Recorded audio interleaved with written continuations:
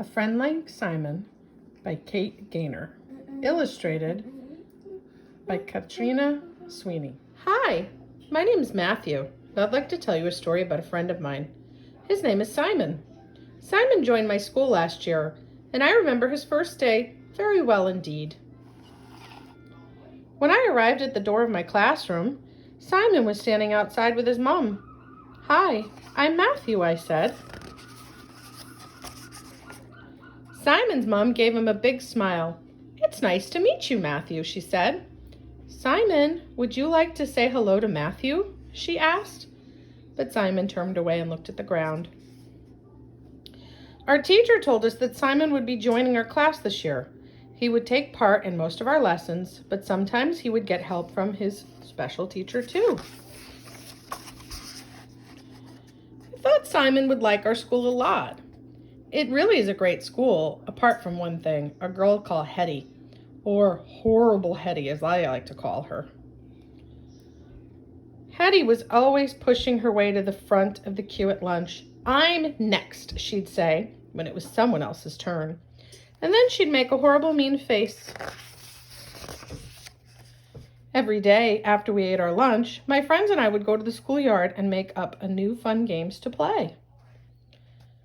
On Simon's first day, I asked him if he wanted to join in, but Simon seemed to like being on his own. As time went by, I noticed how Simon acted a little differently from the other boys and girls in my class. Sometimes he would get upset about something small, like someone bumping into him by accident. No one could understand why, or even what he was upset about. Simon always liked to arrange the books and pencils on his desks in the same way every day. He didn't like it very much when anything changed at all. Sometimes he would get upset about things like the school bell ringing or having to move seats.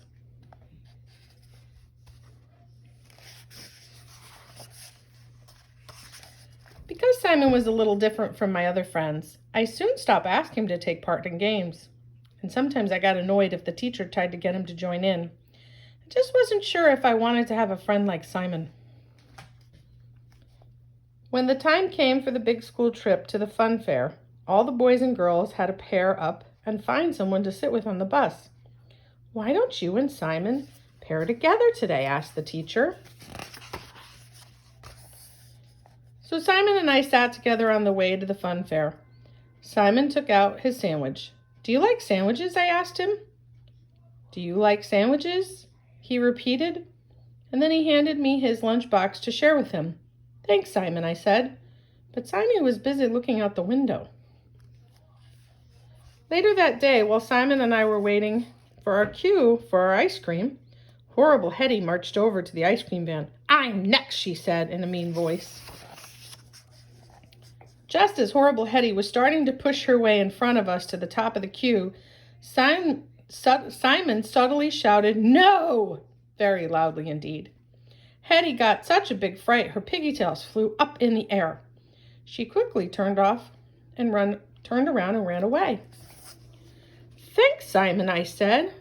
"Thanks, Simon," he replied, looking up at the lights of the big Ferris wheel. From that day onwards, I always made sure to ask Simon if he wanted to have lunch with me or play a game during break time. Some days he would join in, but other days he wanted to be on his own, which was okay too. The other boys and girls in school soon learned that even though sometimes Simon acted a little different from us or didn't have a lot to say, he was just the same as everyone else in our school.